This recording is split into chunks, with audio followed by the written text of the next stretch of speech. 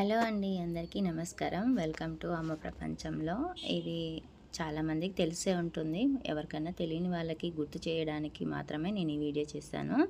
ఇవి వచ్చేసి sweet corn అండి. స్వీట్ కార్న్ని నేను ఒక 1.5 స్వీట్ కార్న్ తీసుకొని అందులో కొన్ని మాత్రం ఇలా పేస్ట్ చేసుకున్నాను, కొన్ని విడిగా పెట్టుకున్నాను అనమాట. ఈ పేస్ట్ చేసిన దాంట్లోకి కొత్తిమీర, కరివేపాకు, ఆనియన్, పచ్చిమిర్చి నేను తీసుకున్నాను. మీరు పచ్చిమిర్చి వేసే ప్లేస్లోకి రెడ్ చిల్లీ పౌడర్ అయినా వేసుకోవచ్చు అనమాట.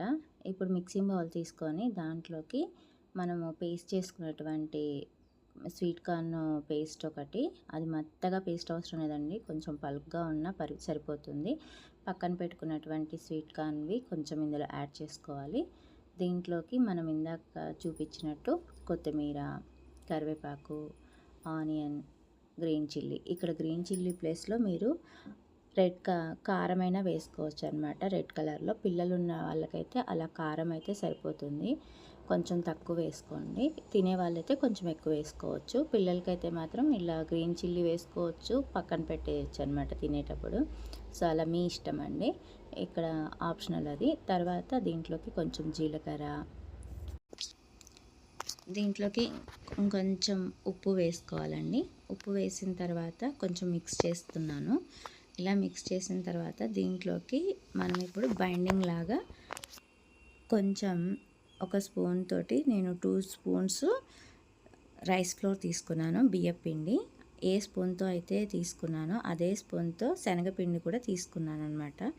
ఈ రెండు వేసి కొంచెం బాగా మిక్స్ చేసుకోవాలి. ఈ కన్సిస్టెన్సీ వచ్చేలాగా మనం మిక్స్ చేసుకోవాలి. కొంచెం పిండి ఎక్కువైతే మనం అందులో కొంచెం వాటర్ కూడా యాడ్ చేసుకోవచ్చు.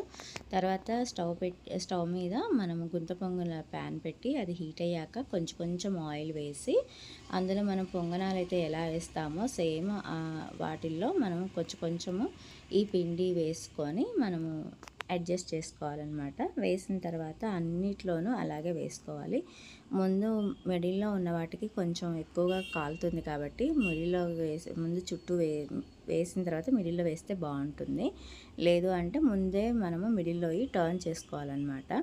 సో ఇలా అన్నిట్లోకి మనము ఈ బ్యాటర్ అంతా ఫిల్ చేసి వేసిన తర్వాత లిడ్ పెట్టి క్లోజ్ చేయాలి. ఒక 2-3 మినిట్స్ తర్వాత మళ్ళీ లిడ్ ఓపెన్ చేసేసి ఇలా మనం అన్నిటినీ కొంచెం టర్న్ చేసి చూడాలి. ఇప్పుడు మధ్యలో వేసినవి చూడండి ఎంత బాగా కలర్ వచ్చేసాయో. సో ఆ కలర్ వచ్చేంత వరకు ఉంచుకొని తర్వాత మళ్ళీ టర్న్ చేసుకోవాలి. ఇలా రెండు వైపులా కాల్చుకోవాలన్నమాట.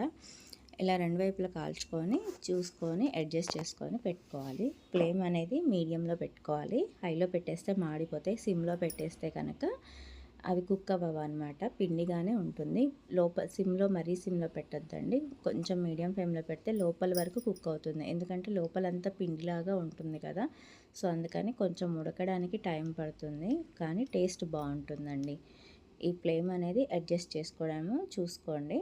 తర్వాత ఇలా అన్నీ రెండు వైపులా కాల్చుకొని పక్కకు తీసుకోవడమే. ఈ రెసిపీ మీలో ఎంతమందికి తెలుసు, ఎన్నిసార్లు చేశారు, ఎలా ఉంది అనేది నాతో కామెంట్ సెక్షన్లో షేర్ చేసుకోండి. Thank you.